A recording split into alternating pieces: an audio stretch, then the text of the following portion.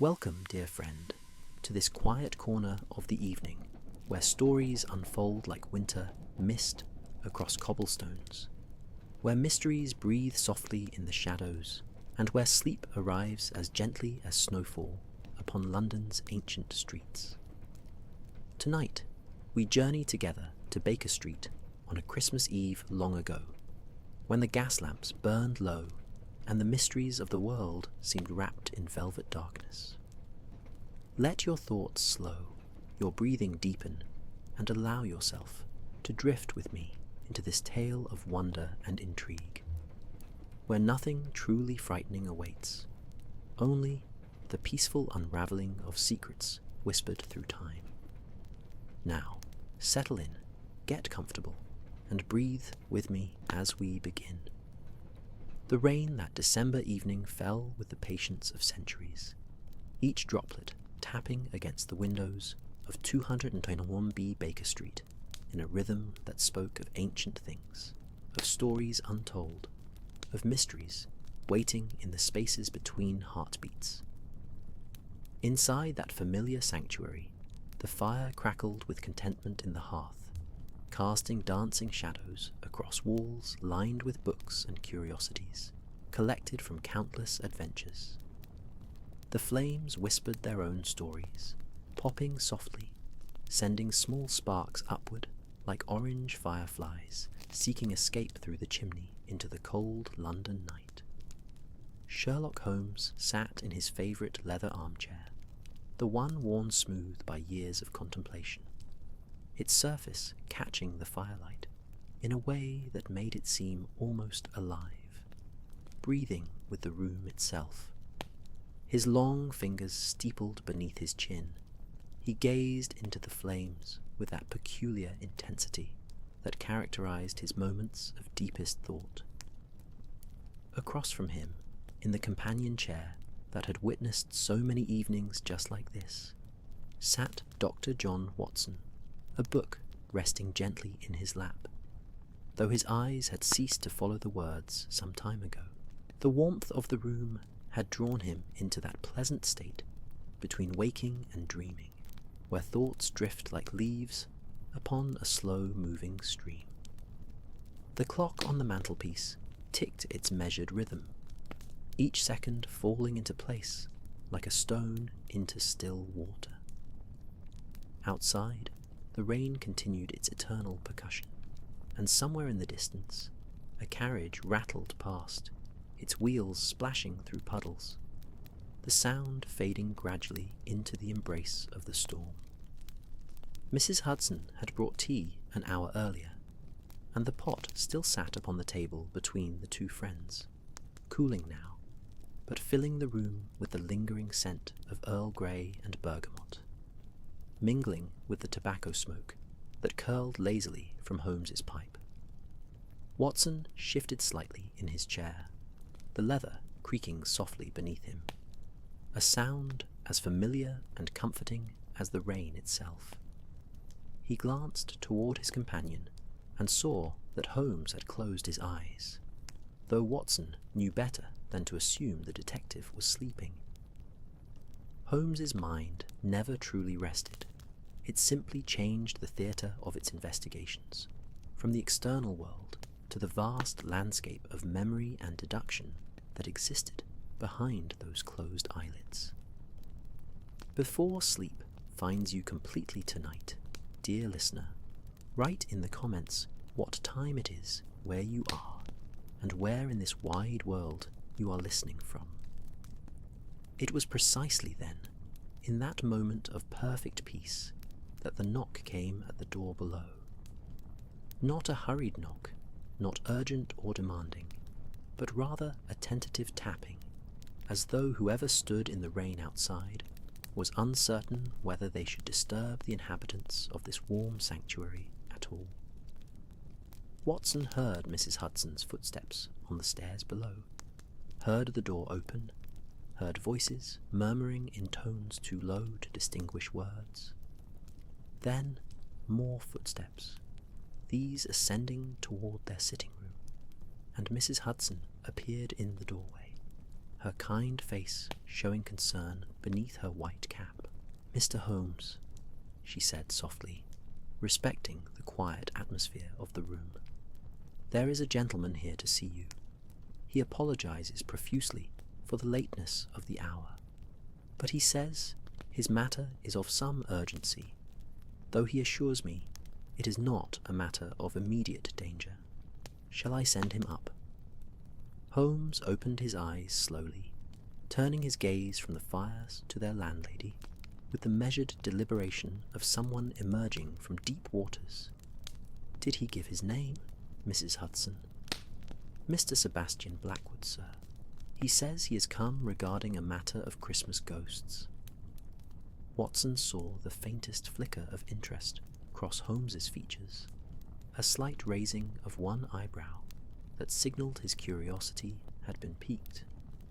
"Christmas ghosts," Holmes repeated, his voice carrying that peculiar mixture of skepticism and fascination that always accompanied cases touching upon the supposedly supernatural. "How perfectly seasonal. Yes, Mrs. Hudson, do show him up, and perhaps you might bring a fresh pot of tea and an additional cup. If our visitor has been standing in that rain, he will require warming." Mrs. Hudson nodded and disappeared down the stairs once more, and Watson sat up straighter in his chair, his drowsiness evaporating as the prospect of a new mystery entered their peaceful evening. Holmes rose from his chair with that characteristic grace that always surprised Watson, given the detective's usual stillness. He moved to the window, pulling back the heavy curtain slightly to peer down at the rain-soaked street below, where gas lamps created pools of golden light that shimmered in the puddles like scattered coins. "What do you make of Christmas ghosts, Watson?" Holmes asked, without turning from the window. Watson considered the question carefully. "I make of them what I make of all supernatural claims, Holmes. I believe in the human mind's capacity to see what it wishes to see, to interpret shadows and sounds through the lens of expectation and fear." Holmes smiled slightly, letting the curtain fall back into place. "Spoken like a true man of science. And yet, some of our most intriguing cases have begun with tales of the impossible." The footsteps returned on the stairs, heavier now, accompanied by Mrs. Hudson's lighter tread. The door opened, and their visitor entered, bringing with him the scent of rain and winter night. Sebastian Blackwood was a man perhaps in his 40th year, tall and distinguished in appearance despite his rain-dampened state. His dark coat glistened with moisture, his hat clutched in gloved hands, and his face showed the unmistakable signs of sleeplessness and worry, though he maintained the bearing of a gentleman even in his distress. Holmes gestured toward the chair beside the fire that he himself had just vacated. "Please, Mr. Blackwood, do sit down. You look as though you have travelled some distance through this unpleasant weather." Blackwood sat gratefully, and Watson noticed how the man's hands trembled slightly as he removed his gloves. Mrs. Hudson bustled in with the promised tea, setting it down with practiced efficiency before departing with a soft click of the door. Holmes poured for their guest with his own hands, adding sugar without asking, a deduction Watson recognized immediately, noting the slight yellowing of Blackwood's fingertips that suggested both a fondness for tobacco and for sweetened tea. "Now then," Holmes said, settling into Watson's former chair and allowing their visitor to compose himself before the fire's warmth. "Tell us about these Christmas ghosts of yours. Begin at the beginning. Leave out nothing, however small or seemingly irrelevant it may appear. The devil, as they say, resides in the details." Blackwood sipped his tea, the cup rattling slightly against the saucer, and when he began to speak, his voice carried the weight of genuine fear beneath its cultured tones.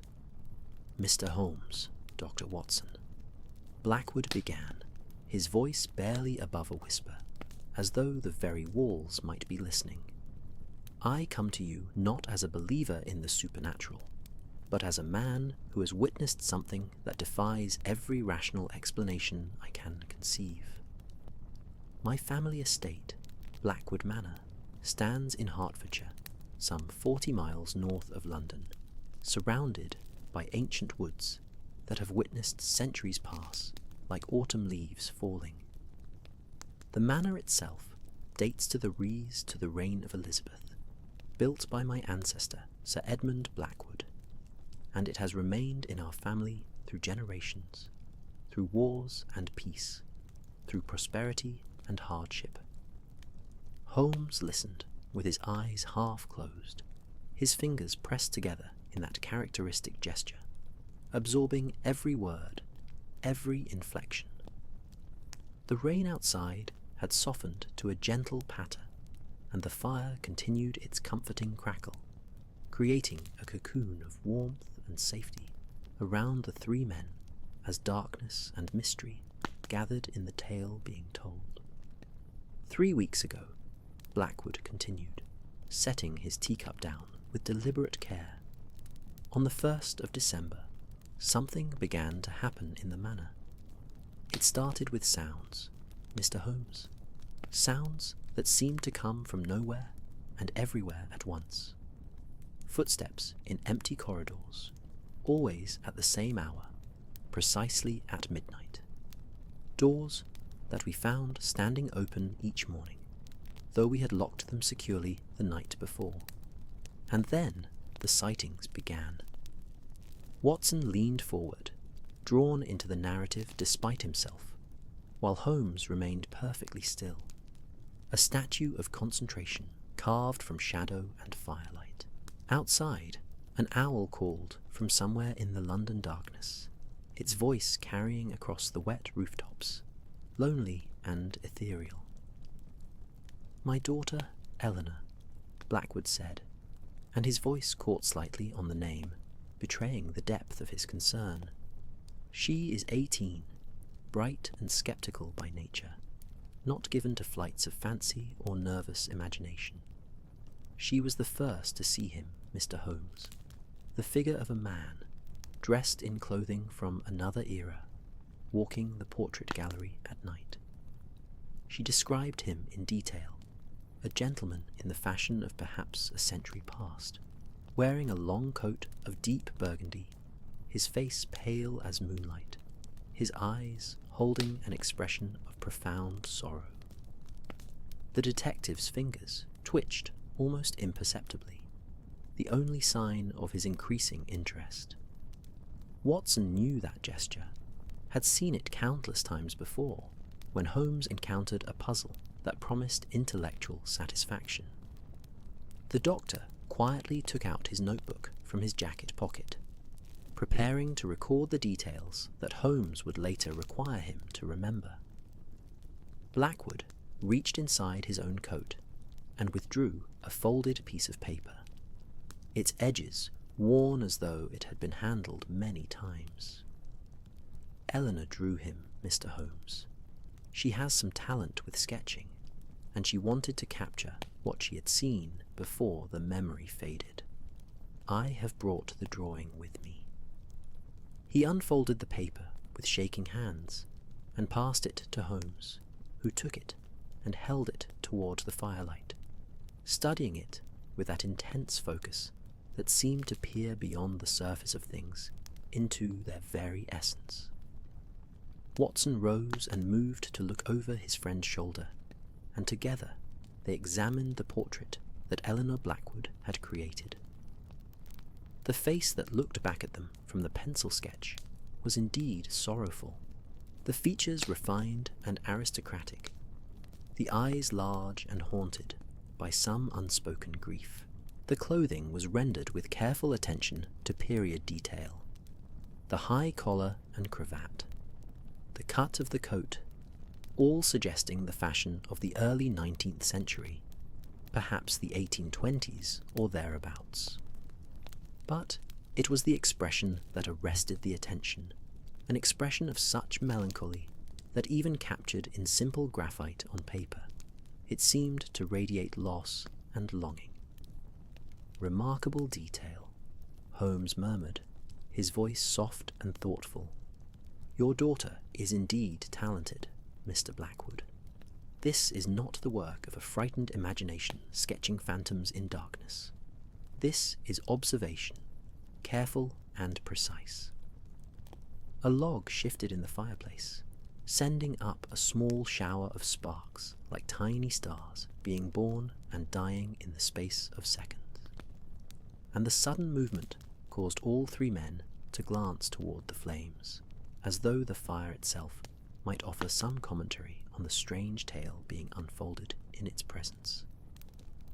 "There is more," Blackwood said, and his voice had dropped even lower now, becoming almost part of the rain's whisper, part of the night's gentle breath. After Eleanor's sighting, others in the household began to experience similar phenomena. My wife, Catherine, woke one night to find all the candles in our bedroom lit, though they had been extinguished hours before. Our housekeeper, Mrs. Whitmore, a woman of stern disposition and absolute reliability, swears she encountered the figure on the main staircase, and that he passed through her as though she were no more substantial than morning mist. Watson felt a slight chill despite the fire's warmth, though he attributed it more to the atmospheric telling of the tale than to any belief in its supernatural elements. Holmes, however, showed no such reaction, his face remaining a mask of thoughtful analysis, his mind clearly sorting through possibilities and explanations with the methodical precision of a master craftsman organizing his tools. "And last night," Blackwood said, his voice dropping to barely more than a breath, "the phenomenon took on a new dimension. We heard music, Mr. Holmes, a pianoforte being played in the music room, the melody melancholic and beautiful, a piece I recognized as being popular during the Regency period. When we rushed to investigate, the music room was empty, the pianoforte closed, and yet the air seemed to vibrate still with the echo of those haunting notes." Holmes set the sketch down gently on the table beside his chair and poured more tea, the sound of liquid filling porcelain cups oddly reassuring in its normalcy. "Tell me about the history of your family, Mr. Blackwood, specifically about any events of significance or tragedy that might have occurred at the manor, particularly during the period from which this apparition seems to originate." Blackwood accepted the refreshed cup gratefully, wrapping both hands around it, as though drawing warmth from more than just the tea itself. "The Blackwood family has had its share of both triumph and sorrow, as all old families must, but there is one story, one particular Christmas, that has become something of a dark legend in our family history. It concerns my great-great-uncle, Richard Blackwood, and the Christmas of 1823.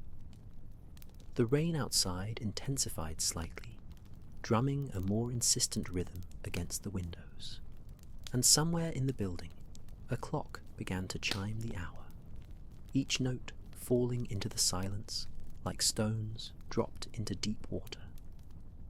Watson counted 11 strokes, noting that the night was growing late, and yet none of them seemed to feel the passage of time. So thoroughly had they been drawn into the web of mystery that Blackwood was weaving. Richard Blackwood was, by all accounts, a man of great intelligence and sensitivity.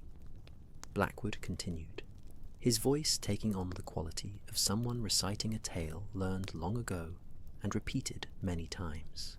He was engaged to be married to a young woman named Arabella Thornton, the daughter of a neighbouring estate. The wedding was to take place on Christmas Day of 1823, and preparations had been underway for months. The manor was decorated with holly and ivy. The kitchens prepared a feast. Guests were invited from across the county. It was to be the grandest celebration Blackwood Manor had ever witnessed. Holmes's eyes had opened fully now, bright with the light of deduction beginning to form connections, seeing patterns in the scattered pieces of information. And something prevented this wedding from taking place. Something did indeed, Blackwood confirmed, his voice heavy with the weight of old tragedy. On Christmas Eve, the night before the wedding, Arabella Thornton disappeared. The silence that followed Blackwood's revelation seemed to expand through the room like ripples spreading across a pond surface, touching every corner, filling every shadow with expectation. Watson found himself holding his breath, waiting for the next piece of the puzzle to fall into place, while Holmes remained motionless, though his eyes betrayed the rapid calculations occurring behind them, the wheels of deduction turning with increasing velocity. Blackwood took a long breath before continuing, and when he spoke again, his voice carried the cadence of someone recounting a ghost story told on winter nights, passed down through generations until it became as much legend as history. The evening had been festive, Mr. Holmes.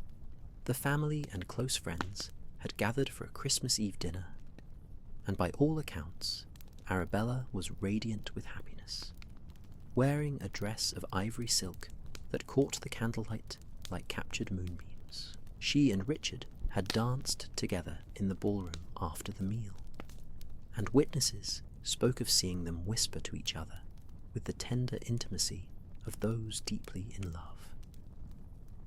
The fire shifted in the grate, settling into new configurations of flame and ember, casting different patterns of light across the faces of the three men. Holmes reached for his pipe, filling it with tobacco from the Persian slipper that hung beside the hearth, his movements slow and deliberate, designed not to interrupt the flow of Blackwood's narrative, but rather to encourage its continuation through patient attention.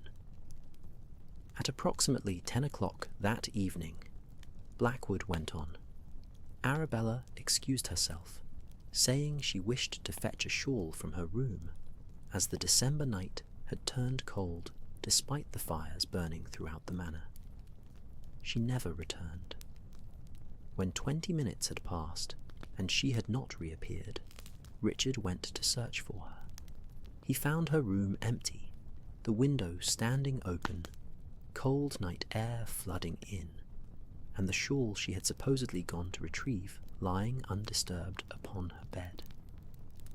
Watson's pen moved across his notebook in quick, practiced strokes, capturing the essential details even as his mind raced ahead, imagining the scene, the young man's growing panic, the window open to winter darkness, the shawl untouched.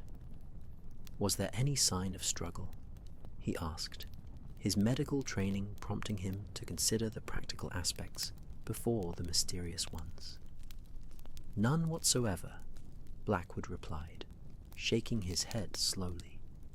The room showed no signs of disturbance. Everything remained precisely as she had left it earlier in the day. And yet, Arabella Thornton had vanished as completely as if she had never existed at all. Holmes lit his pipe, the tobacco catching with a soft glow, and the sweet smoke began to curl upward, adding another layer of scent to the room's already complex aromatic tapestry of tea, wood smoke, and rain-dampened wall. He drew on the pipe thoughtfully before speaking, his voice measured and calm, bringing order to the chaos of mysterious disappearance. What action was taken? Surely the household and the local authorities conducted a search. They searched through the night, and for days afterward, Blackwood confirmed, his hands tightening slightly around his teacup. Every room in the manor was examined, every outbuilding, every corner of the grounds, and the surrounding woods. The local constabulary was summoned. Neighbours joined the search, but no trace of Arabella was ever found. No footprints led away from the window. No sign indicated she had walked out of the room by any conventional means. It was as though she had simply dissolved into the winter air. A carriage passed in the street below, its wheels splashing through the rain-filled gutters. The sound of horses' hoofs echoing briefly before fading into the distance, leaving only the eternal whisper of rain to fill the silence that followed. Watson set down his pen and rubbed his eyes, feeling the lateness of the hour beginning to press upon him, though his mind remained alert with the puzzle's growing complexity. "And Richard Blackwood?" Holmes inquired, his voice soft but pointed. How did he respond to his bride's disappearance? Blackwood's face, already drawn with worry over his current predicament, became even more shadowed with the weight of ancestral tragedy. Richard was devastated beyond measure. The wedding, of course, was cancelled. Christmas Day passed in mourning rather than celebration. Richard insisted the search continue, offering substantial rewards for any information. But weeks turned to months with no discovery. He became obsessed with finding her, Mr. Holmes. He hired investigators, consulted with occultists and spiritualists, searched through every record and document in the manor's library, seeking some explanation. The detective leaned back in his chair, the leather creaking softly beneath him. A sound Watson had heard so many times, it had become almost musical in its familiarity. Holmes's eyes focused on the ceiling, where shadows danced in response to the fire's movements, creating an ever-changing gallery of shapes that appeared and disappeared like thoughts themselves. Did he ever accept that she was gone? Watson asked gently, knowing already from Blackwood's expression what the answer would be. He never married, Blackwood said quietly. He lived the remainder of his life at the manor, growing increasingly reclusive as the years passed. Family letters from that period speak of him walking the corridors at night, always at midnight, always checking the rooms, as though he expected to find Arabella returned, as though her disappearance had been merely some terrible mistake that time would eventually correct. He died on Christmas Eve, exactly 25 years after she vanished, found in the music room at dawn, seated at the pianoforte, his fingers resting on the keys. Holmes sat forward suddenly, his eyes sharp and focused. The music room, the same room where you heard the phantom playing last night. The very same, Blackwood confirmed, and his voice trembled slightly with the recognition of the connection, and the description Eleanor gave of the figure she saw, Mr. Holmes. When we compared it to the family portraits in our gallery, there could be no doubt. The ghost, if ghost it is, bears the unmistakable features of Richard Blackwood. Mrs. Hudson appeared at the door as if summoned by the weight of the revelation, carrying fresh coals for the fire, which had begun to burn low during the long tale. She added them carefully, coaxing the flames back to fuller life, and the room brightened once more, shadows retreating temporarily before their inevitable return. She departed with a gentle nod, understanding without words that the gentlemen were engaged in serious business and should not be disturbed. Holmes rose from his chair and walked to the window again, pulling aside the curtain to look out at the rain-swept street. Though Watson suspected, his friend saw nothing of the actual scene before him, his mind instead constructing and deconstructing possibilities, testing theories against the evidence presented. Mr. Blackwood, I must ask you a question that may seem indelicate, but it is essential. Has anything changed recently at the manor? Any renovations? Any disturbance of long-sealed rooms or areas? Any alterations to the structure or grounds? Blackwood considered this carefully, his brow furrowing with concentration. Now that you mention it, yes. We began restoration work on the east wing approximately 6 weeks ago. That section of the manor had fallen into some disrepair, and we decided to renovate it for use as additional guest quarters. The workmen uncovered a section of wall that had been sealed over, creating a small hidden space behind what is now the library. We found several items within that space, personal effects that appeared to date from the early 19th century. What manner of items? Holmes asked sharply, turning from the window, his entire bearing suddenly alert with the intensity of a hound catching a scent.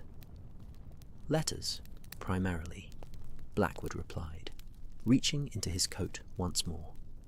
Several letters in a feminine hand, addressed but never sent, and this. He produced a small object wrapped in cloth, unfolding the fabric carefully to reveal a delicate locket of gold filigree, tarnished with age, but still beautiful in its craftsmanship. Orchestrated narrative continuation with sensory details and mystery progression. Holmes crossed the room in 3 swift strides, his movement suddenly animated with purpose, and took the locket from Blackwood's outstretched hand with the reverence one might afford a piece of the true cross. He held it close to the lamp on the side table, turning it slowly in the light, examining every detail with those hawk-like eyes that missed nothing, absorbed everything. Watson moved to join him, drawn by curiosity and years of partnership into the orbit of Holmes's investigation. The locket was exquisite despite its age, wrought in gold that had darkened to a rich amber hue. Its surface engraved with delicate patterns of roses and thorns intertwined in an endless dance. A small clasp held it closed, and Holmes's long fingers worked at it with surprising gentleness, the kind of care a jeweler might employ when handling something both precious and fragile. The clasp gave way with the softest click, a sound that seemed disproportionately loud in the hushed room, and the locket opened like a flower revealing its secret heart. Inside, protected behind glass on one side, was a miniature portrait painted with extraordinary skill. The face that gazed out from that tiny canvas was young and lovely, framed by dark curls arranged in the style of the 1820s, the eyes bright with intelligence and warmth. The painting captured not just physical beauty, but something deeper, an essence of character that suggested kindness and wit and all the qualities that make a person truly remarkable. On the opposite side of the locket, a lock of dark hair had been carefully arranged and secured, still lustrous after more than 7 decades sealed away from light and air. Arabella Thornton, Holmes murmured, though it was not a question, but a statement of certainty. I believe so, Blackwood confirmed, his voice hushed as though they stood in a church rather than a Baker Street sitting room. The portrait matches descriptions in the family letters, and the locket itself is mentioned in Richard's journal entries from that period. He commissioned it as an engagement gift, intending to present it to her on their wedding day. Watson felt the melancholy of it settle over him like a physical weight. the tragedy of love interrupted, of promises never fulfilled, of a locket that never reached its intended destination. He thought of his own Mary, safely at home, and felt a surge of gratitude for the ordinary blessings of an uncomplicated marriage, of mornings that followed nights with predictable certainty. Holmes closed the locket carefully and set it down on the table, then turned his attention to the letters that Blackwood had also brought. There were 5 of them, the paper yellowed and brittle with age, the ink faded to a soft brown but still legible. The handwriting was elegant and flowing, the script of someone educated and cultured, forming words with artistic precision. Holmes unfolded the first letter with infinite care, holding it at an angle to catch the light, and began to read aloud, his voice taking on a softer quality, as though giving voice to words from beyond time itself required a different tone than his usual crisp delivery. "My dearest Richard," he read, "I write this by candlelight while the house sleeps, unable to quiet my thoughts enough for rest. Tomorrow we shall be wed, and I find myself overcome with such happiness that I fear my heart may not contain it all. And yet there is something I must confess to you, something that weighs upon my conscience and prevents me from entering our marriage with the perfect honesty that love demands." Holmes paused, and Watson noticed that the rain had stopped entirely now, leaving behind a profound silence that seemed to make the words echo with greater clarity. The fire popped softly, a log surrendering another portion of itself to the flames, and shadows shifted across the walls like listeners drawing closer to hear the secrets about to be revealed. "I have not been entirely truthful about my past," Holmes continued reading. "There are circumstances in my history that my family has concealed, details that they believe would damage the marriage prospects they have worked so carefully to arrange. I cannot, in good conscience, allow you to speak your vows without knowing the truth of who I am and whence I came." Blackwood leaned forward in his chair, his expression intense with concentration, as though hearing these words for the first time, despite surely having read them himself when the letters were discovered. Watson reached for the teapot and poured fresh cups for all 3 of them, the sound of tea flowing into porcelain a gentle counterpoint to the revelation unfolding through Holmes's recitation. "My mother," Holmes read on, "was not the respectable widow my family claims. She was an actress, Richard, and though my father eventually married her, I was born some months before that marriage took place.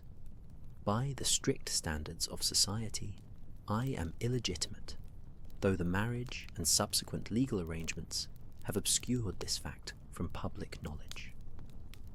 My family has constructed an elaborate fiction around my birth, creating documents and stories that hide the truth, but I cannot hide it from you."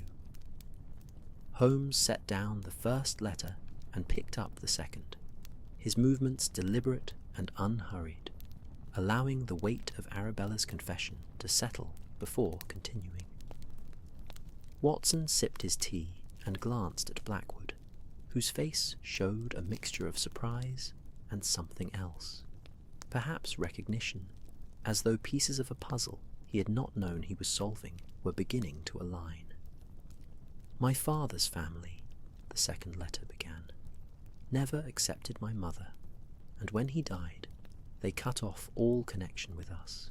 It was only through my mother's subsequent marriage to the man I call my stepfather, Mr. Thornton, that we regained social standing. He adopted me legally, gave me his name, and has treated me with nothing but kindness and affection. But the blood that runs in my veins is not the pure aristocratic lineage that your family believes they are welcoming into their ancient line." Holmes looked up from the letters, his grey eyes thoughtful.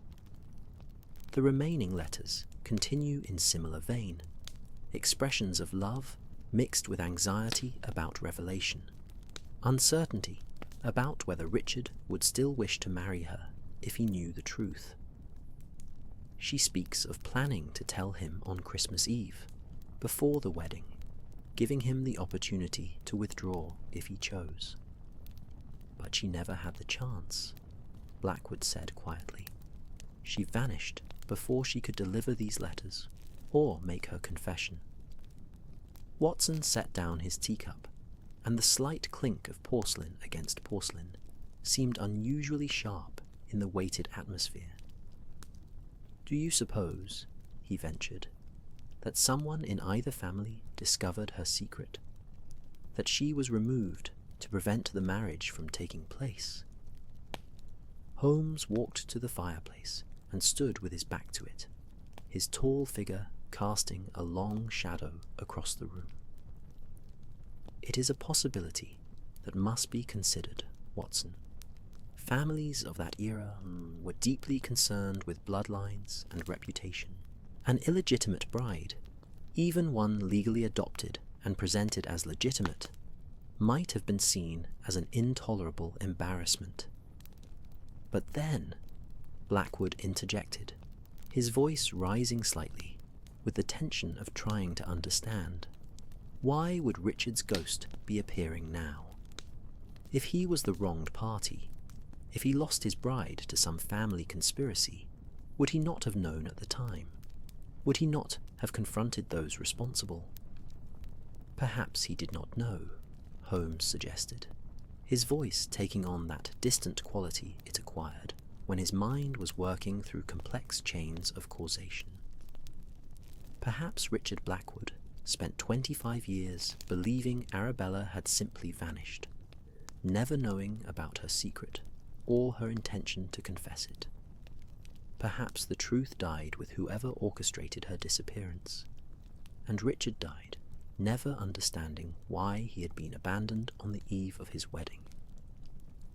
The clock on the mantelpiece began to chime midnight, each stroke falling through the room like fate itself, marking time. And Watson felt a chill that had nothing to do with the temperature. 12 strokes, the hour when the footsteps were heard in Blackwood Manor, the hour when the boundary between one day and another grew thin, when the veil between past and present seemed most transparent. When the last chime faded, Holmes turned to Blackwood with decision written clearly across his features. "We shall come to your manor tomorrow, Mr. Blackwood. I wish to examine the location where these items were discovered, to walk the corridors where your apparition has been seen, and to spend a night observing whatever phenomena may occur.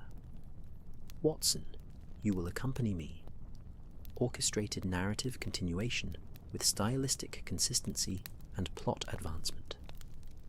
Watson's agreement came without hesitation, as Holmes had known it would. The doctor's loyalty and curiosity, forming an unbreakable bond that had carried them through countless investigations into the unknown. Blackwood's relief was visible in the way his shoulders relaxed, in the first genuine smile that crossed his features since entering their rooms, as though the simple act of sharing his burden had already begun to lighten its weight. They arranged to meet at King's Cross Station the following morning, where the 10 o'clock train would carry them northward into Hertfordshire, into the countryside where old manor houses kept their secrets close, and winter mist clung to ancient trees like memories refusing to fade. The remainder of that night passed in practical preparations.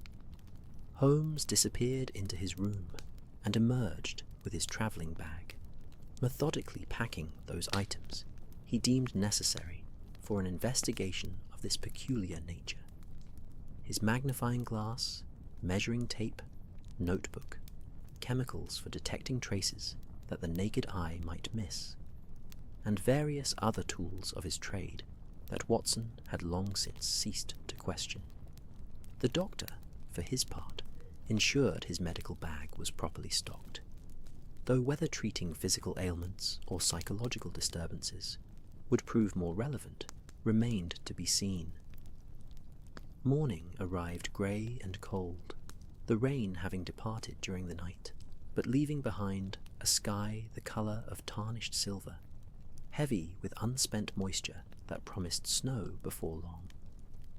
Watson breakfasted on toast and strong coffee, his mind already running through possibilities and explanations, sorting the supernatural from the merely strange, as any man trained in medical science must do when confronted with tales of ghosts and vanishings.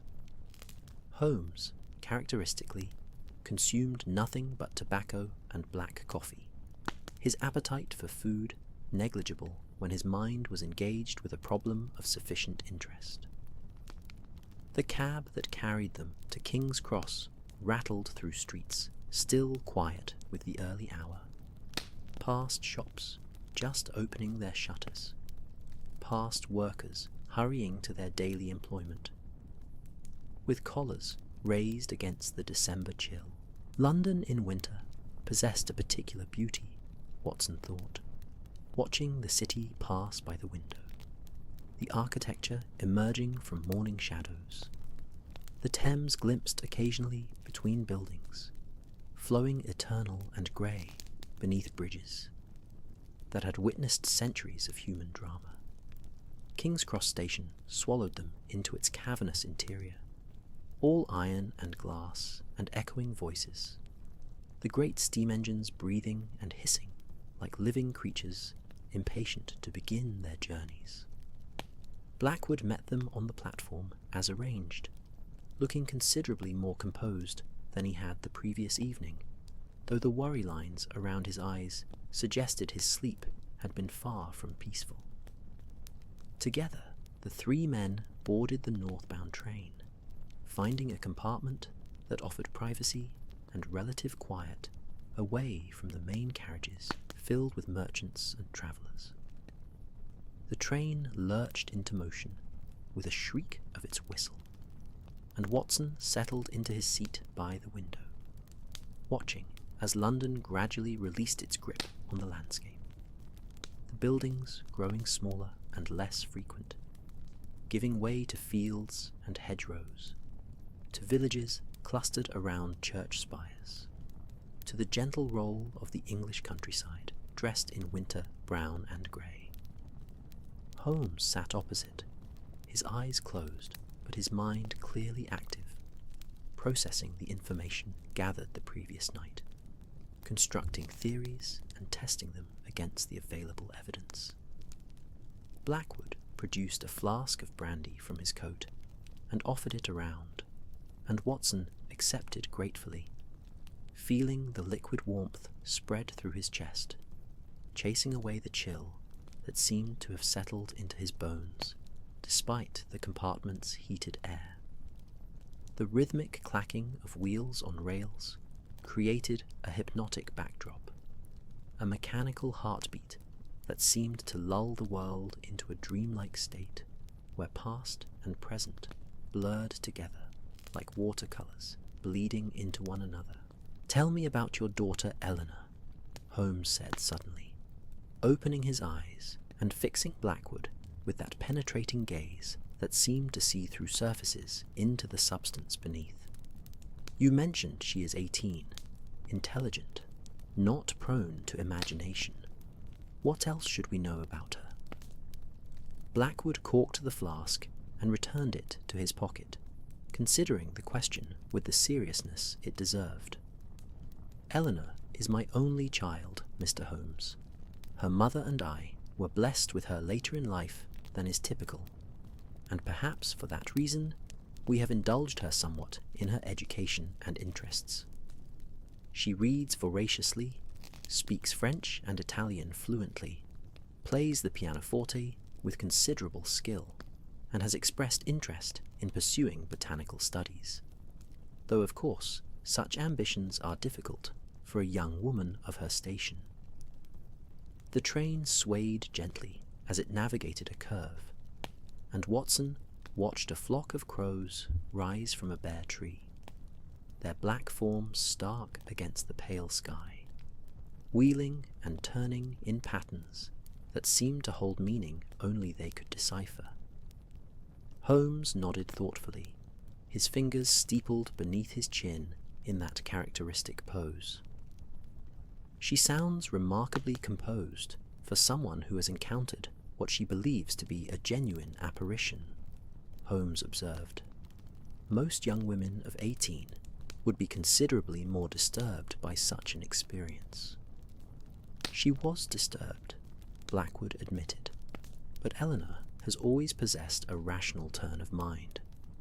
After the initial shock, she approached the experience almost scientifically, attempting to document what she had seen, to record details that might prove useful in understanding the phenomenon. It was she who insisted I bring the sketch to you, arguing that if the apparition was indeed supernatural, you would know how to handle it, and if it was not, you would certainly expose the fraud." Watson smiled slightly at this characterization, recognizing in Eleanor Blackwood a kindred spirit, someone who sought to understand rather than simply fear, who approached mystery with curiosity rather than superstition. Holmes, too, seemed pleased by this description, though his expression remained largely neutral, betraying little of his internal reactions. The landscape outside had transformed fully now into rolling countryside, fields divided by ancient stone walls, small copses of woodland standing dark against the winter earth. They passed through stations without stopping, the names flashing briefly before disappearing. Welwyn, Nebworth, Stevenage, each one marking their progress northward into the heart of Hertfordshire, into territory where old families had maintained their estates for generations, where history lay thick upon the land like morning frost. Holmes opened his travelling bag and withdrew the letters they had examined the previous night, unfolding them once more with careful hands. "I have been considering Arabella Thornton's confession," he said, his voice pitched low despite their privacy. "The question that troubles me is why these letters were hidden away in a sealed wall rather than delivered or destroyed. If she wrote them with the intention of confessing to Richard, why were they concealed? If she changed her mind about confessing, why not simply burn them? Perhaps she never had the opportunity to do either," Watson suggested, warming to the intellectual exercise. If something prevented her from completing her intention, if she was interrupted or removed before she could act, the letters might have been hidden quickly, intending to retrieve them later, a later that never came. Blackwood leaned forward, his interest evident. "The sealed wall where we found them was in what would have been Arabella's intended chambers after the wedding. The renovation exposed it, but it had been plastered over and hidden for decades, perhaps even since the time of her disappearance." Holmes's eyes gleamed with the light of deduction forming connections, which suggests someone sealed those letters away deliberately, someone who knew of their existence and wished to ensure they remained hidden. The question becomes, was it Arabella herself or someone else? The train began to slow, the rhythm of its wheels changing, and Blackwood glanced out the window. "We are approaching Hertford Station," he announced. "Blackwood Manor lies another 3 miles distant. I have arranged for my carriage to meet us."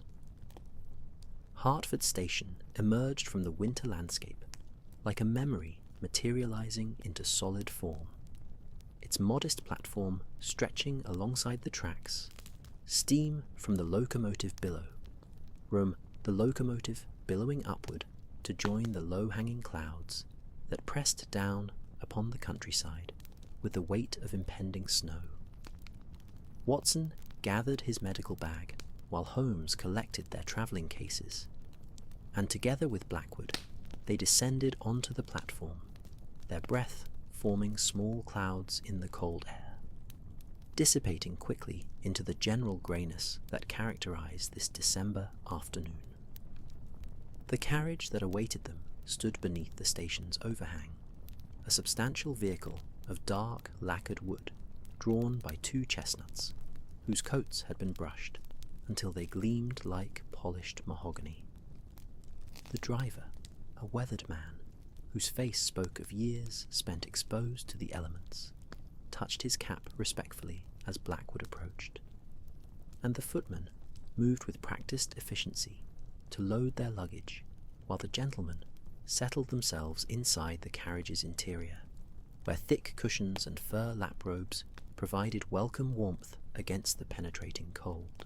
The carriage lurched into motion, wheels crunching on the gravel drive leading away from the station, and soon they were travelling along country lanes, bordered by hedgerows, dark with winter dormancy, past fields lying fallow under the grey sky, past occasional cottages from whose chimneys smoke rose in thin vertical lines, perfectly straight in the still air.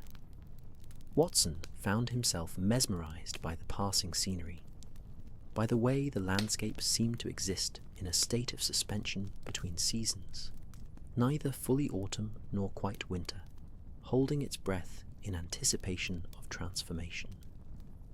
Holmes sat quietly, his keen eyes scanning the countryside as though reading it for clues, noting the lay of the land, the position of the occasional farmhouse, the direction of ancient footpaths worn into the earth by centuries of use. Blackwood pointed out landmarks as they passed, the village church, whose tower dated to Norman times, the crossroads where a gibbet had once stood, the stream that marked the boundary of his family's lands, now running quick and dark between banks thick with dormant vegetation. The manor lies in something of a hollow, Blackwood explained, as the carriage turned onto a private drive flanked by towering oaks whose bare branches interlaced overhead like the vaulted ceiling of a natural cathedral. The original builder, Sir Edmund, chose the location for its protection from winter winds, though some have suggested he had other reasons, that he sought privacy for pursuits that required discretion. The drive wound through these woods for what seemed a considerable distance, the carriage wheels now rolling almost silently on packed earth covered with fallen leaves that had been pressed flat by rain and time. Watson noticed how the light changed beneath the canopy of branches, becoming filtered and diffuse, creating an atmosphere of timelessness, as though they travelled not merely through space, but through layers of accumulated years, drawing closer to something ancient and enduring. Then the trees opened quite suddenly, and Blackwood Manor revealed itself. The house stood 3 stories tall, constructed of golden stone that had darkened with age to the colour of old honey, its many windows reflecting the overcast sky, like blind eyes gazing outward at the surrounding parkland. Ivy climbed portions of the facade, held in careful check by regular trimming, but still lending the structure an air of organic growth, as though the building had emerged naturally from the earth, rather than being constructed by human hands. Chimneys rose from the roofline in stately procession, several sending up threads of smoke that indicated fires burning within, promising warmth and shelter from the December chill. The architectural style spoke of its Elizabethan origins, with gabled roofs and mullioned windows. though subsequent centuries had added their own modifications. A Georgian wing extending to the east, Victorian improvements to the entrance, each generation leaving its mark while respecting the essential character of the original structure. It was, Watson thought, exactly the sort of house where one might expect to encounter ghosts, where the accumulated weight of history seemed almost palpable, pressing down through the years like sediment forming stone. The carriage drew to a halt before the main entrance, and immediately the great door opened, revealing a figure silhouetted against the warm light spilling from within. As they descended from the carriage, this figure resolved itself into a woman of perhaps 40 years, handsome rather than beautiful, with dark hair arranged simply, and eyes that held both intelligence and concern. She moved forward with grace despite obvious worry, and Blackwood embraced her warmly before turning to make introductions. "Mr. Holmes, Dr. Watson, may I present my wife, Catherine?" His voice carried genuine affection, and Watson noted how her presence seemed to steady him, providing an anchor of normalcy in the midst of supernatural disturbance. Catherine Blackwood's greeting was gracious despite the circumstances, her voice cultured but warm as she welcomed them to her home. "I cannot express adequately my relief that you have come," she said, her words directed primarily to Holmes. "The atmosphere in the house has become quite oppressive these past weeks. Even the servants are beginning to speak of leaving, and I confess my own nerves have been tested considerably." Inside, a maid appeared to take their coats and hats, and Watson felt the warmth of the manor envelop them. Radiating from fireplaces, he could hear crackling in unseen rooms, mingling with the scent of beeswax polish, old wood, and something else, something that might have been lavender, or perhaps merely the accumulated fragrance of centuries of occupation. The entrance hall was magnificent, rising 2 stories to an ornately plastered ceiling, with a grand staircase ascending in elegant curves to the upper floors, its banister gleaming darkly in the lamplight. A younger woman appeared at the top of these stairs, descending with the unconscious grace of youth, her dark dress rustling softly with each step. This could only be Eleanor Blackwood, Watson realized, noting immediately the intelligence in her eyes, the composure in her bearing, despite whatever she had witnessed in recent weeks. She was indeed 18, poised on that threshold between girlhood and womanhood, possessing a quiet confidence that reminded him somehow of Holmes himself, that quality of observing rather than merely seeing. "Mr. Holmes," she said as she reached the bottom of the stairs, her voice steady and clear, "I am grateful you have come. I hope the sketch I made proves useful to your investigation. I endeavoured to capture every detail I could recall." Holmes inclined his head respectfully. "Your sketch was excellent, Miss Blackwood. It demonstrated both artistic skill and observational precision, both of which will prove invaluable as we seek to understand what is occurring in your home."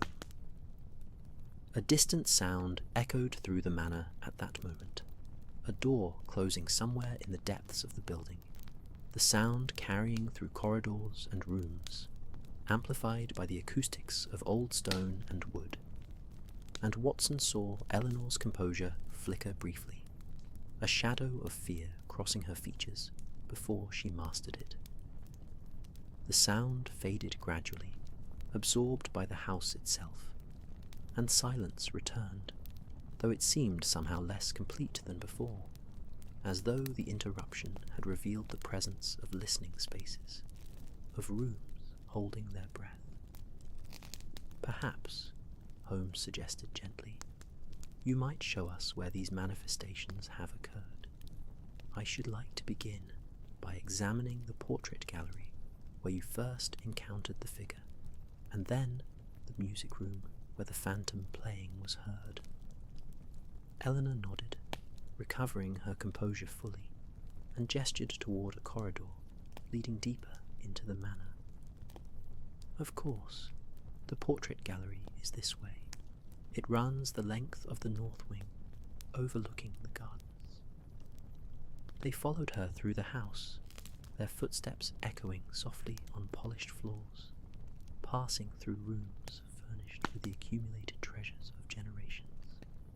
Portraits in gilded frames, furniture that spoke of different eras harmoniously combined, tapestries depicting hunting scenes and classical myths.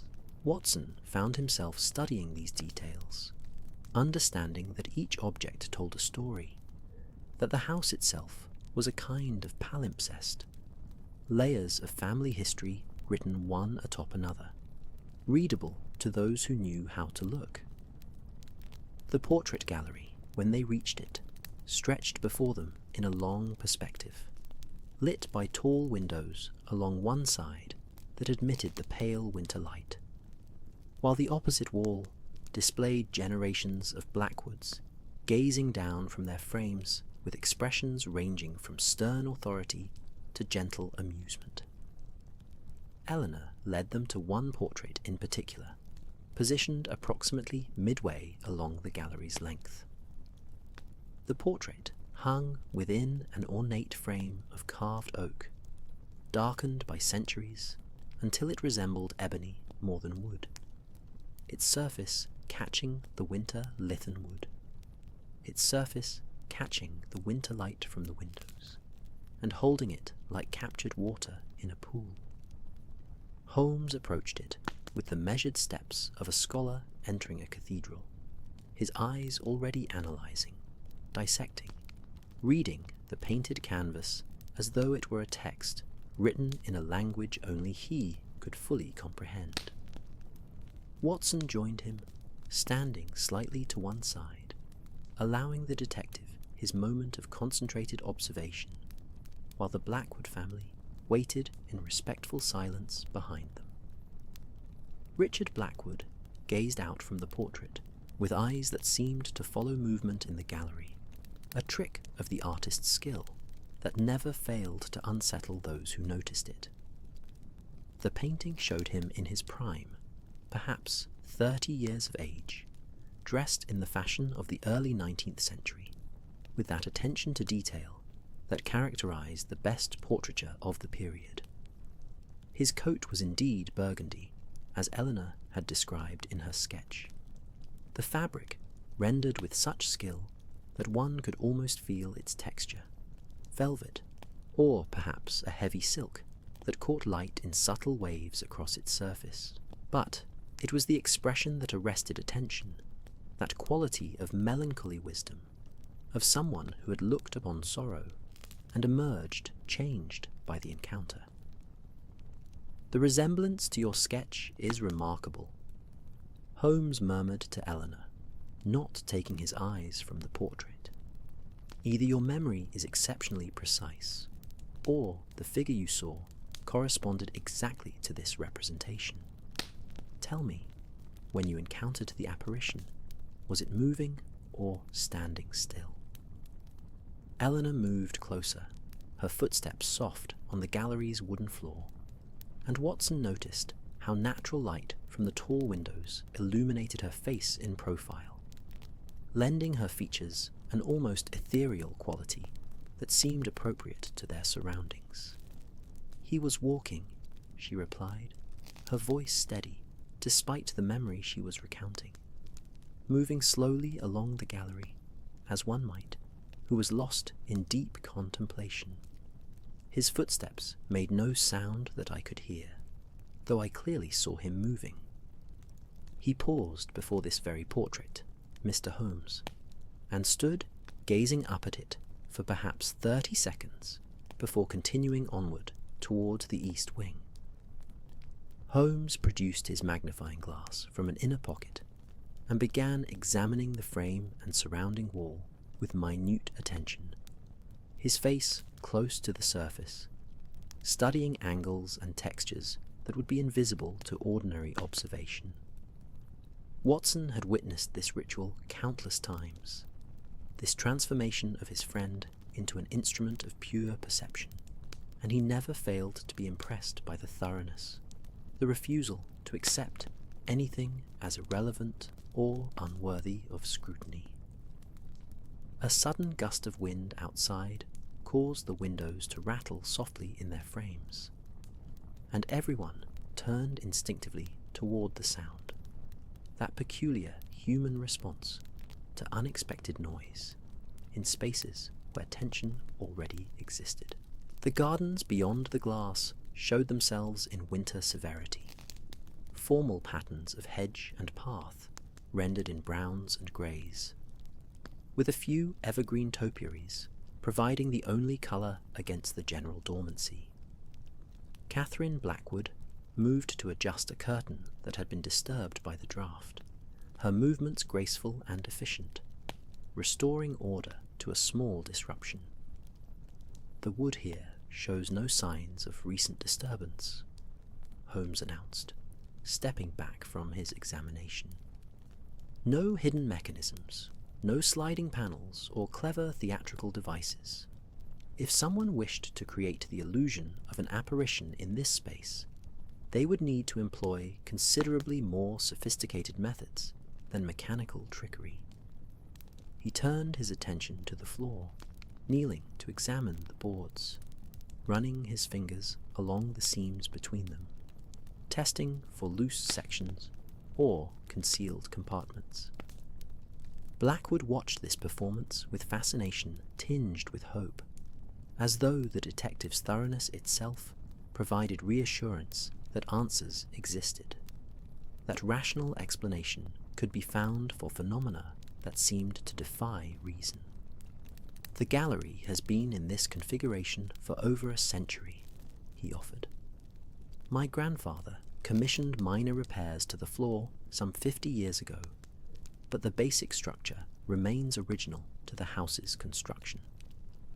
Holmes rose and walked slowly along the gallery's length, his eyes scanning the walls, the ceiling, the floor in turn, creating a mental map of the space with all its peculiarities and possibilities. Watson followed at a distance, noting how the portraits seemed to watch their passage. Generations of Blackwoods observing these strangers, who had come to investigate mysteries that touched upon family history and family secrets. Some faces were kind, others stern. A few showed humour in the curl of painted lips or the light in rendered eyes. But all possessed that quality of permanence, of having witnessed the passage of years with unchanging expressions. "Miss Blackwood," Holmes said, pausing before a window that overlooked the gardens. After the figure passed this portrait and continued toward the east wing, "Did you follow? Did you see where it went?" Eleanor shook her head, and for the first time Watson detected a note of regret in her voice. "I confess I did not, Mr. Holmes. The shock of the encounter, despite my earlier resolve to remain calm, proved greater than anticipated. I retreated to my room and locked the door, and spent the remainder of that night sitting by my fire, quite unable to sleep." "A perfectly understandable reaction," Watson interjected gently, his physician's instinct to comfort asserting itself. "There is no shame in being frightened by such an experience, regardless of one's intellectual conviction that ghosts cannot exist." Holmes nodded his agreement, though his mind was clearly elsewhere, processing information, constructing theories. "The east wing," he said, turning to Blackwood. "That is where the renovation work has been undertaken, where the sealed wall was discovered." "Indeed," Blackwood confirmed. "The work is not yet complete, though we suspended it when these manifestations began. The workmen were becoming increasingly reluctant to continue, reporting strange feelings of being watched, tools disappearing and reappearing in different locations. That sort of thing. I should very much like to examine that area, Holmes stated. But first, the music room. I wish to see where the phantom playing was heard. They retraced their steps through the manor, descending a staircase to the ground floor, passing through a drawing room where a fire burned welcomingly in the grate, its warmth reaching out to them as they passed, a momentary embrace of heat before they moved onward. A long case clock in the corner of the drawing room chimed the half-hour, its voice deep and resonant, marking 3:30 in the afternoon. And Watson realized, with some surprise, how much of the day had already passed, consumed by travel and investigation. The music room revealed itself as a space of considerable elegance, proportioned for both intimate gatherings and small performances. A pianoforte stood against one wall, its lid closed, its surface gleaming with polish that reflected the afternoon light filtering through lace curtains. Comfortable chairs were arranged in conversational groupings, and shelves held bound volumes of sheet music, their spines showing titles by Mozart, Beethoven, Schubert, the great composers whose works had filled this room with sound over the decades. Holmes went directly to the pianoforte, opening the lid to reveal the keys beneath, running one finger along them without pressing down hard enough to produce sound, feeling their surface, testing their resistance. "Does anyone in the household play currently?" he asked. "Eleanor plays quite well," Catherine replied, pride evident in her voice despite the circumstances. "I myself played when younger, though arthritis has made it difficult in recent years. The instrument is kept properly maintained and tuned, though it sees less use now than in former times." The detective examined the space around the pianoforte minutely, looking beneath it, behind it, checking the floorboards for any sign of disturbance or mechanical intervention. He opened the sheet music volumes, riffled through their pages, examined the bench for hidden compartments. Watson, knowing his friend's methods, began his own examination of the room's other features, noting the positions of windows and doors, the thickness of the walls, any architectural detail that might prove relevant. "The piece that was heard," Holmes said, straightening from his examination. "You mentioned it was from the Regency period. Can you be more specific?" Blackwood considered carefully, his brow furrowing with the effort of musical memory. Catherine recognized it. She has a better ear for such things than I do. Holmes's expression shifted subtly, a flicker of something that might have been satisfaction crossing his features. "John Field, yes, Irish composer, spent considerable time in Russia. His nocturnes were indeed fashionable among the educated classes during the 1820s. He moved to the windows and looked out at the gardens beyond, now falling into early dusk as the winter afternoon surrendered to evening's approach. The afternoon light was abandoning the music room now, retreating toward the horizon as December's early darkness asserted its dominion over the landscape, and Catherine moved to light the lamps that stood on small tables throughout the space. Each flame sprang to life with a soft hiss, pushing back the encroaching shadows, creating pools of warm illumination that transformed the room into something more intimate, more secretive, as though the darkness gathering outside pressed closer to witness whatever truths might be revealed within these walls. Holmes remained at the window for another moment, his silhouette dark against the fading light, then turned with sudden decision. "The east wing," he said simply. "I believe we have delayed long enough. Whatever secrets this house holds, they center on that location, where Arabella's letters lay hidden for over 70 years. Blackwood nodded and led them from the music room, back through corridors that seemed to narrow and darken as they progressed deeper into the manor's less frequented sections. The east wing, Watson realized, had been allowed to fall into relative disuse before the recent renovation attempts, and the air here felt different, cooler and somehow thicker, as though time itself had settled like dust over these chambers. Their footsteps echoed differently in this part of the house, harder and more isolated, each sound standing alone rather than blending into the general acoustic warmth of the inhabited areas. They climbed a narrow staircase, the treads worn smooth by countless ascents and descents over centuries, the banister cool beneath Watson's palm. At the top, Blackwood produced a key and unlocked a door that opened onto a corridor lined with rooms in various states of renovation. Dropcloths covered furniture, tooloths covered furniture, tools lay abandoned where workmen had set them down, and the smell of fresh plaster and sawdust overlay the mustiness of long neglect. "The sealed wall was discovered in here," Blackwood said, gesturing toward a doorway on the left.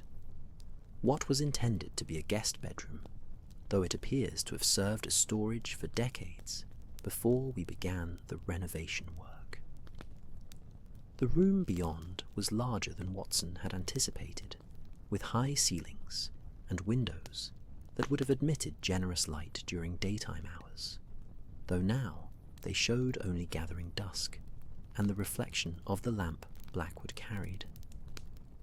The walls were partially stripped of old paper, revealing the plaster beneath, and along one wall a section had been opened to expose the space within, a cavity perhaps 18 inches deep, created by some long-ago modification to the room's structure. Holmes approached this opening immediately, his lamp held high, peering into the darkness within.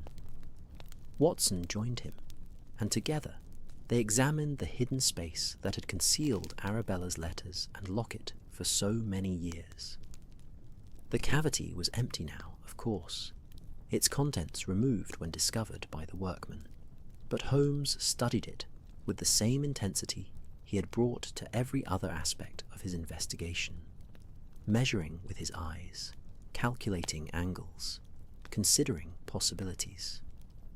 A floorboard creaked loudly beneath Watson's foot, the sound sharp and sudden in the quiet room, and he felt his heart accelerate momentarily before settling back to its normal rhythm. The house was full of such sounds, he reminded himself. The ordinary voices of an old building adjusting to temperature changes, to the weight of occupants, to the passage of air through unseen gaps and crevices. Nothing supernatural, nothing requiring explanation beyond the laws of physics and the properties of aged materials. The plaster that sealed this space, Holmes said, running his fingers along the edges of the opening. It matches the rest of the wall's original plaster. This was done at the time of the house's construction, or very shortly thereafter. Whoever created this hiding place did so with the intention of permanence, not as a temporary concealment. Could it have been part of the original architecture? Eleanor suggested. She had followed them to the East Wing despite her earlier frightening experience, her curiosity apparently overcoming her apprehension. Perhaps a deliberate feature, a place for valuables to be hidden during times of trouble. Possible, Holmes acknowledged. though the location seems oddly specific for such a general purpose. No, I suspect this space was created for a particular reason, to conceal particular items, perhaps during a particular crisis. He withdrew from the opening and turned to examine the room more broadly, his gaze sweeping across the stripped walls, the covered furniture, the dusty floorboards. Watson moved to one of the windows and looked out at the darkening grounds. From this vantage point, he could see a portion of the formal gardens, and, beyond them, the woods that surrounded the manor on 3 sides. Mist was beginning to form among the trees, rising from the damp ground as temperature dropped with nightfall, creating an effect both beautiful and slightly eerie. Tendrils of white vapour reaching upward through bare branches like grasping fingers. "Mr. Holmes," Catherine said from the doorway, where she had remained with her husband, reluctant perhaps to enter the room where such troubling discoveries had been made. "Dinner will be served within the hour. Perhaps you gentlemen would like to refresh yourselves and rest briefly before we dine. We keep country hours here, and I suspect you would welcome the opportunity to collect your thoughts after the day's travel and investigation." Holmes glanced at the window, noting the advancing darkness. "A sensible suggestion, Mrs. Blackwood, and after dinner, if it would not inconvenience the household, I should like to maintain a vigil in the portrait gallery tonight. If your manifestations occur with any regularity, midnight would seem the most propitious time for observation." Blackwood's expression showed both relief and trepidation at this proposal. "Of course, Mr. Holmes. We have prepared rooms for you and Dr. Watson in the west wing. I shall have a servant show you the way." They were led to comfortable chambers that shared a connecting door, each room furnished with the solid reliability that characterized the better country houses. Nothing overly ornate, but everything of good quality and well maintained. A fire had been lit in each room, and hot water stood ready in pitchers on the washstands. Watson's medical bag had been brought up and placed carefully on a stand near the wardrobe, and he felt a sense of gratitude for such thoughtful hospitality despite the household's current troubles. After washing away the dust of travel, Watson knocked on the connecting door and entered Holmes's room to find the detective standing before his own fire, holding Arabella's letters once more, reading them by the flickering light with an expression of deep concentration. The doctor settled into a chair without speaking, understanding that Holmes was working through the puzzle, connecting pieces that might not be obviously related, seeing patterns where others saw only random events. "Watson," Holmes said at last, not looking up from the letters, "what strikes you as most peculiar about this entire affair?" The doctor considered carefully before responding. "The timing, I suppose, that these manifestations began only after the renovation work uncovered the hidden letters, as though disturbing those items somehow awakened something that had been dormant." "Precisely," Holmes agreed, finally setting the letters aside. "And yet, what was awakened? If we accept, even hypothetically, that something supernatural is occurring, we must ask ourselves what purpose it serves. Ghosts in literature and legend typically appear for a reason: to reveal truth, to seek vengeance, to warn the living. What does Richard Blackwood's spirit seek, if spirit it is?"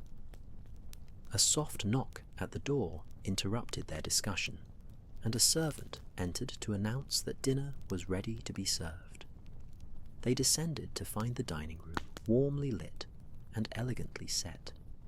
The long table, dressed with fine china and crystal, that caught the candlelight like captured stars.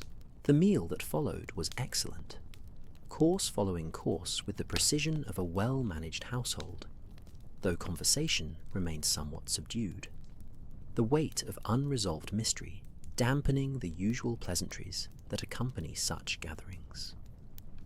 As the dessert was being cleared away, Holmes addressed the family with characteristic directness. I would ask that tonight the household retire as usual, maintaining normal routines insofar as possible. Dr. Watson and I will position ourselves in the portrait gallery well before midnight. Should anything occur, we shall be there to observe and, if necessary, to intervene. 11:45 showed on Holmes's pocket watch when they took their positions in the portrait gallery, having approached with utmost silence through darkened corridors, carrying only a single shuttered lamp, whose light they extinguished upon reaching their destination. Watson's eyes required several minutes to adjust to the deeper darkness that enveloped them once the lamp was closed, but gradually the space revealed itself through ambient illumination filtering from the windows, moonlight breaking occasionally through gaps in the cloud cover to paint the gallery in shades of silver and charcoal. They had positioned themselves in a recessed alcove, approximately 20 feet from Richard Blackwood's portrait, a location that offered both concealment and an unobstructed view of the gallery's full length. The alcove contained a small bench, likely placed there generations ago for viewers to sit while contemplating the portraits, and Watson found it surprisingly comfortable despite the chill that pervaded this unheated section of the manor. Holmes stood beside him, utterly motionless, transformed into something more statue than man, his attention focused with that peculiar intensity that characterized his most important observations. The silence was not absolute. Old houses never achieve true silence, Watson reflected, listening to the subtle symphony of creaks and sighs that constituted the manor's nocturnal voice. Somewhere distant, a pipe knocked softly as the heating system adjusted to the night's deeper cold. The windows rattled occasionally when wind found its way between the ancient frame and stone, a sound like breath drawn between teeth. Outside, an owl called from the woods, its hunting cry rising and falling, lonely and somehow timeless, as though that same owl had called across these grounds for centuries. Minutes accumulated slowly, each one seeming longer than its predecessor, time stretching and compressing in that peculiar way it does when one waits in darkness for unknown events. Watson found his mind drifting despite his determination to remain alert, thoughts wandering to Mary at home in London, to the comfortable normalcy of their life together, so different from these midnight vigils in haunted manor houses. He shifted slightly on the bench, and the faint rustle of his coat seemed thunderous in the stillness, causing Holmes to turn his head fractionally, a silent reminder to remain as motionless as possible. The clock in the entrance hall below began to strike midnight, each chime rising through the house like a summons, calling attention to the passage from one day into another, that mystical threshold that superstition had long identified as the hour when barriers between worlds grew thin. Watson counted 12 strokes, feeling his pulse quicken despite his rational conviction that nothing supernatural would occur, that whatever they witnessed would admit of logical explanation. The final chime faded into silence, and for perhaps 30 seconds, nothing changed. Then Watson heard it, footsteps approaching along the corridor that led to the gallery's eastern entrance, not hurried, but measured, each step falling with deliberate precision, the sound of someone walking with purpose through the darkness. Holmes's hand gripped Watson's arm briefly, a silent communication of shared awareness, and both men pressed deeper into their alcove's shadows, hardly daring to breathe. The footsteps grew louder, closer, and then the figure appeared. He entered the gallery from the east, exactly as Eleanor had described, moving with that peculiar gliding quality that suggested either extraordinary grace or something not quite bound by ordinary physical laws. The moonlight caught him intermittently as he passed the windows, illuminating features that matched Richard Blackwood's portrait with uncanny precision. The high forehead, the eyes set deep beneath strong brows, the mouth curved in an expression of profound sadness. His coat was indeed burgundy, though in the uncertain light it appeared almost black, shifting between colours as he moved through alternating bands of shadow and pale illumination. Watson felt his breath catch in his throat, felt the hair on the back of his neck rise in that instinctive response to encountering something that should not exist. And beside him, Holmes remained absolutely frozen, watching with an intensity that seemed to match the apparition's own purposeful movement.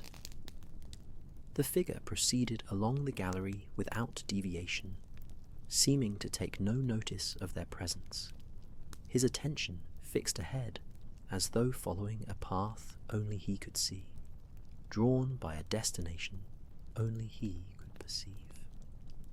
When he reached Richard Blackwood's portrait, the figure stopped.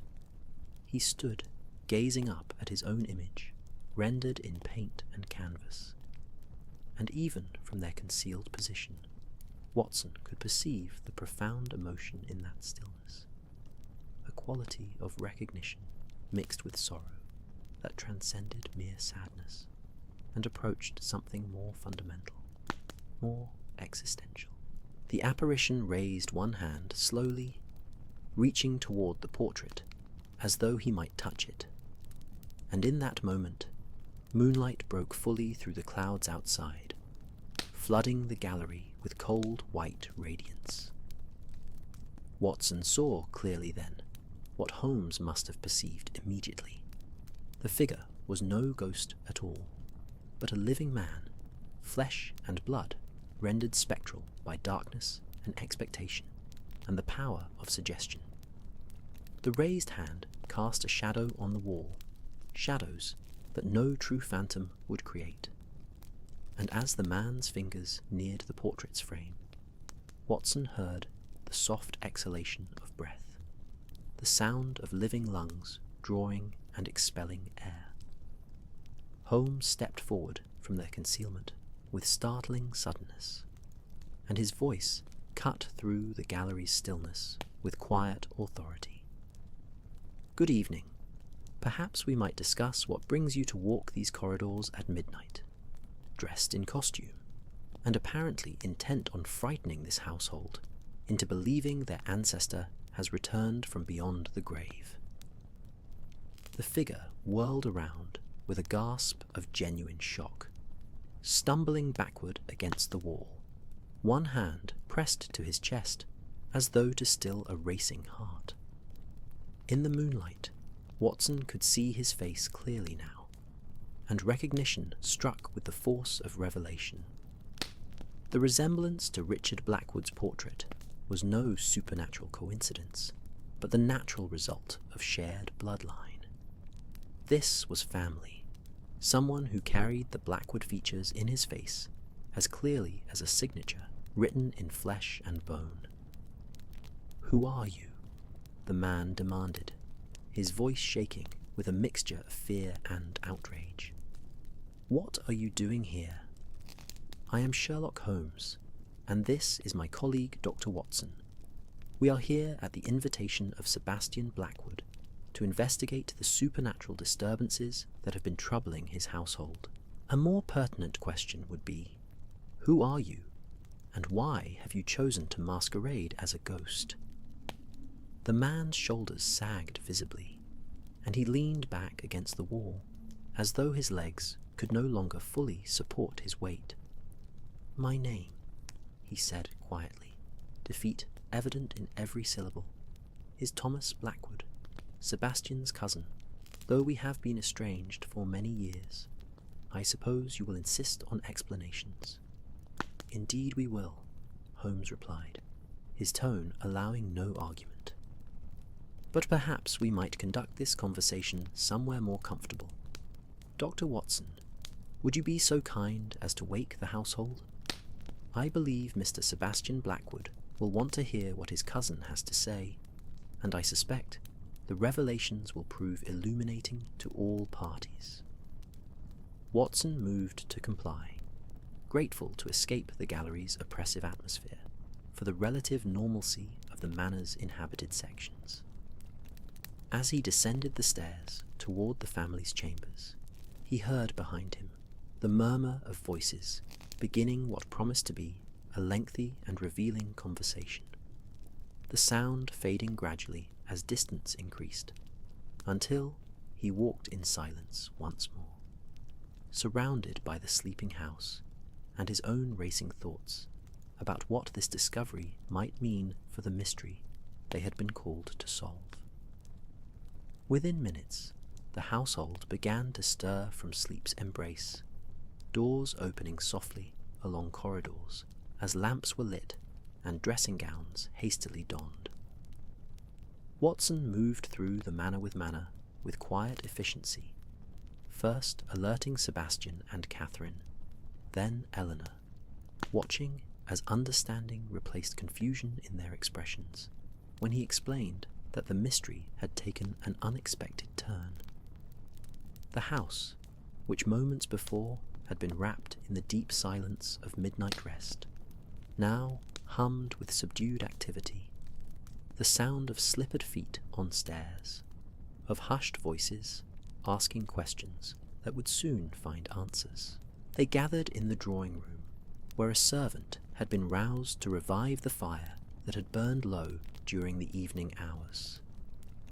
Fresh coals were added with careful hands, and flames climbed upward once more, pushing back the night's chill and casting dancing light across the faces of those assembled.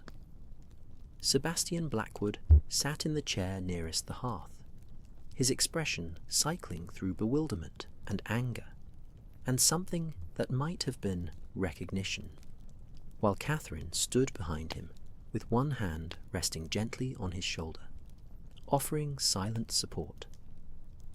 Eleanor had positioned herself near the window, her young face grave with the weight of revelations about to unfold. Thomas Blackwood entered last, escorted by Holmes, and the resemblance between the two cousins struck Watson immediately, now that he could see them together in proper light. They shared the same basic architecture of features, the same height and build, though Thomas appeared somewhat older, his hair touched with grey at the temples, his face marked by lines that spoke of years spent in circumstances less comfortable than his cousin's. The burgundy coat looked slightly worn now that Watson could examine it closely, its velvet pile rubbed thin in places, suggesting it was genuinely old rather than newly made for theatrical purposes.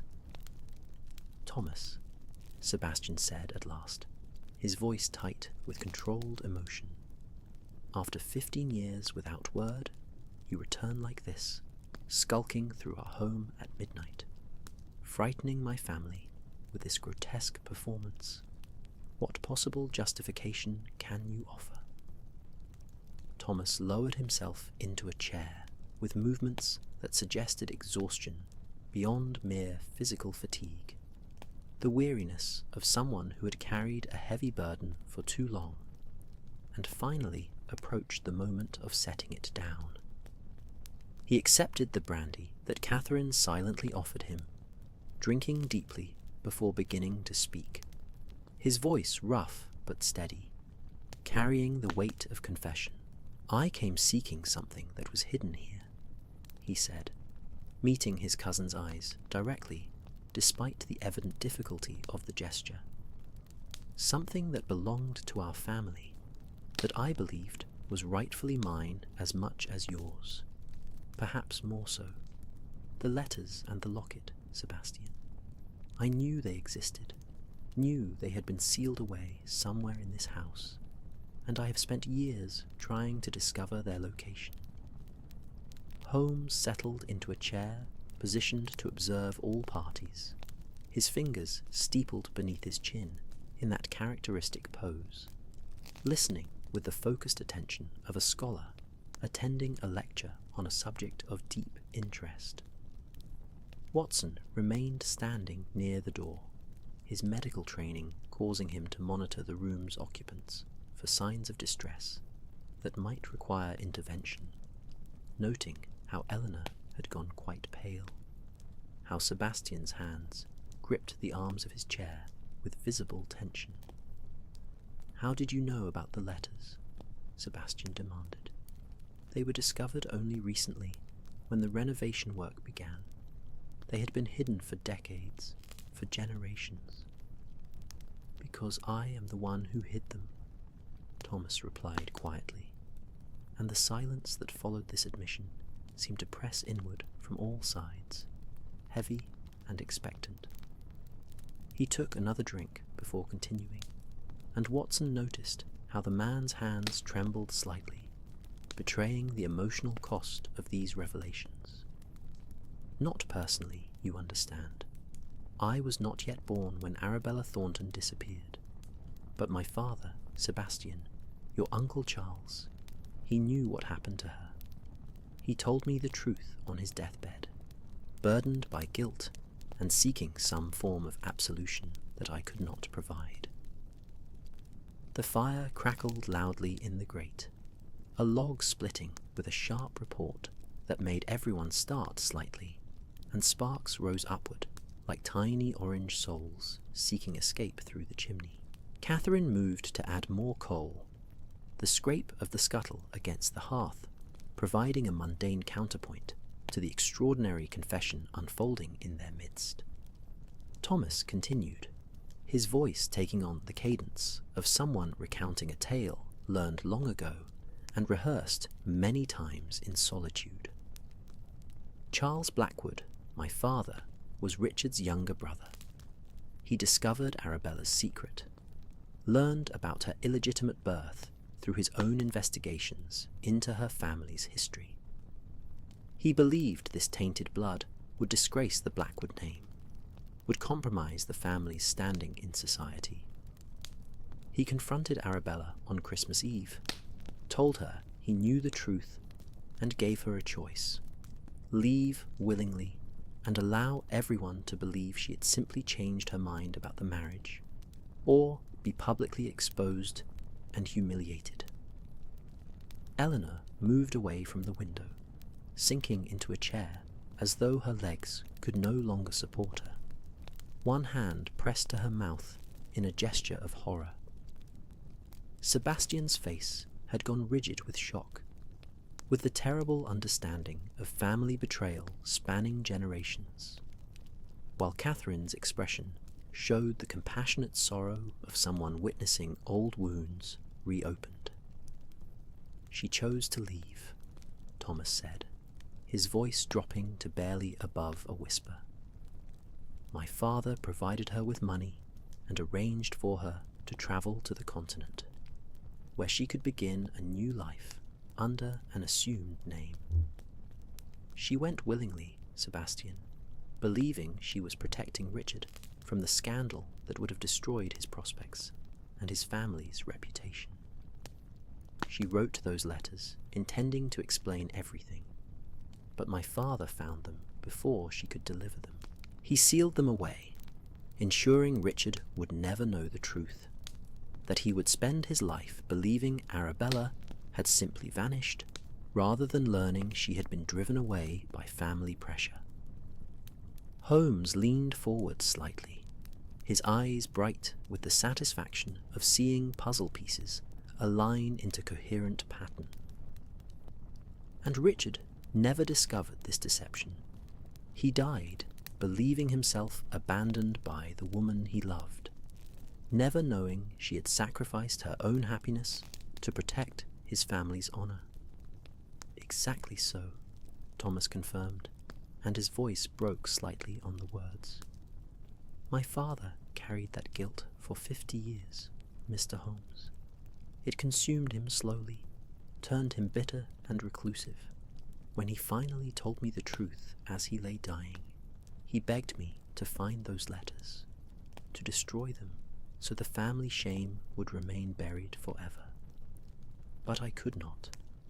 Something in me rebelled against allowing Richard's tragedy to remain unexplained, against letting Arabella's sacrifice go unacknowledged. Watson found himself profoundly moved by this revelation, by the layers of tragedy and misguided intention that had shaped so many lives across the decades. He thought of Arabella, young and frightened, choosing exile over exposure, and of Richard, walking these corridors for 25 years in search of understanding that never came, and of Thomas himself, burdened with knowledge that had clearly tormented him. But why the elaborate performance? Sebastian asked, his anger softening into weary confusion. Why dress as Richard's ghost? Why frighten Eleanor and the household? Why not simply approach me directly? Thomas managed a bitter smile. Would you have received me, cousin? We have been estranged since the dispute over our grandfather's will. I had no claim to this house, no right to search it openly. I thought if I created the appearance of supernatural activity, particularly activity centered around Richard, the family might initiate their own investigation into his history. I hoped the renovation would uncover the hidden letters, that someone would connect the manifestations to Arabella's disappearance, that the truth would emerge without my direct intervention. A clock somewhere in the house began to chime, marking the first hour past midnight, and the sound seemed to release some of the tension that had built in the room during Thomas's confession. Holmes rose from his chair with fluid grace and walked to the window, pulling aside the curtain to reveal the first hints of dawn beginning to pale the eastern sky, night surrendering gradually to approaching morning. The truth has emerged now, Holmes said, his voice gentle despite its usual precision. The question becomes what you will do with it. Thomas sought to honor both Richard's memory and Arabella's sacrifice by ensuring their story would not remain forever hidden. Sebastian, your family's history contains tragedy and mistakes, as all family histories must, but it also contains examples of love and sacrifice worthy of remembrance. Sebastian looked at his cousin for a long moment, and Watson saw the play of emotions across his face, the struggle between old resentments and new understanding, between anger at deception and recognition of common humanity. Finally, he rose and crossed to where Thomas sat, extending his hand in a gesture that carried the weight of reconciliation and forgiveness. "Stay," Sebastian said simply, "not as an intruder or a ghost, but as family. We will find a place for Arabella's letters in our family records, ensure her story is told truthfully, and perhaps, together, we might discover what became of her, where she went when she left England, whether she found some measure of peace in her exile." The fire burned warmly as dawn continued its slow advance, and the manor that had seemed so full of mystery and tension gradually transformed back into simply a house, old and beautiful, where families had lived and loved and made their inevitable mistakes across the centuries. Eleanor suggested tea, and servants were summoned to prepare breakfast, and as the household began to wake to this Christmas morning, Watson felt the satisfactory sense of resolution that came when mysteries found their explanations and broken things began to mend. Before they departed later that day, Holmes and Watson stood once more in the portrait gallery, looking up at Richard Blackwood's painted face with new understanding of the sorrow that dwelt there. The morning light streaming through the windows seemed to soften that expression somehow, to suggest that perhaps, across the vast gulf of death, Richard had finally learned the truth about the woman who loved him enough to sacrifice everything for his sake. And so, dear friend, our tale draws to its close, as all stories must, with mysteries explained and peace restored to Blackwood Manor. If you found comfort in this journey through fog and firelight, through portraits and secrets revealed, I would be grateful if you would subscribe to see more stories like this, and perhaps leave a small acknowledgement in the comments below. May your own sleep be peaceful, your dreams gentle, and may you wake refreshed to greet whatever mysteries tomorrow brings. Good night, wherever you are in this wide world, and may rest find you easily. Until we meet again in another story, another mystery, I wish you well.